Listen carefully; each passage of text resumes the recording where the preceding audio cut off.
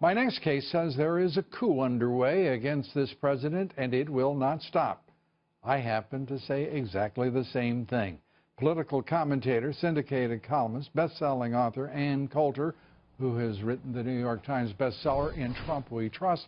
And the last time you and I talked, you were wavering, a little wobbly on the president. Are you back fully supporting the president, or is this a delicate time? Well, I think one of your last guests said, I can't see what's happening, I can only listen, about how maybe it wasn't a good idea to be hiring a bunch of people who are completely against your agenda. Yeah, I think things would be going a lot better right now if we had all Jeff Sessions working in the Trump administration. I'm pretty sure he's not leaking. It's the only bright spot of this administration. And maybe this would be a time to notice that capitulating on the budget and capitulating on the dreamers, continuing, i.e., to print work permits unconstitutionally for illegal aliens, something we all went crazy about. Obama's doing it unconstitutionally. Build that wall. Yeah, and what's happened under Trump? He's still doing it. Nothing on the wall. Putting Nikki Haley at the UN and Goldman Sachs filling up the White House. Well, that made them like you, Mr. President. Good thinking on that. No, it's not working. Why don't you just keep your promises, and at least you'll have people loyal to you because they care about the country. And I take each of your points. They just don't happen to be very helpful to the president right now.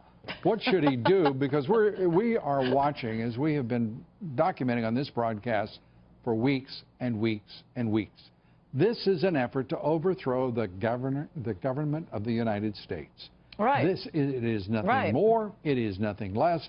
And the White House acts like it is something of a clash between two very cultivated, civilized, opposing political parties, and nothing could move. It's sheer nonsense. No, you're right. Well, it is the entire bureaucracy, both political parties in Washington, and most importantly, the fourth branch of government, the media, who just will not let up on this completely insane theory that Putin wanted Trump, and therefore he conspired with WikiLeaks to release emails showing that the DNC was trying to screw Bernie Sanders. I mean, that's the underlying theory here, so all coming from people who were fine with the show trials, were fine with Russia as long as it was communist. Now that they're afraid to see that communism isn't coming back, Russia has become this horrible evil. I mean, Trump is not molesting interns in the Oval Office. He isn't running drugs to Mexico. He isn't having a private server for his emails or losing 30,000 emails. And you've just indicted James Comey, who couldn't successfully prosecute any of the scandals and outrages you've mentioned. Yet we are about to have the treat of listening to his testimony in open committee after Memorial Day. What should this president do, and why does he have nothing but, if I may say, inadequately prepared and certainly less than passionate defenders around him? A lot of replacements should be made to do much of his cabinet. Did you hear today the Secretary of State, Rex Tillerson, gave a speech saying that America has a lot to answer for the violence we've caused in Mexico? I mean, so many of these cabinet officials you're talking would to be a fellow perfectly who at home. You might think about, my blood has been boiling ever since he uttered those words. I don't know what is going on in this White House, but it looks like these are the early stages of what is a collapsing organization, a collapsing power center, which just happens to be the greatest in the free world. I will turn to you one more time as we wrap up here. Are you now supporting this president fully?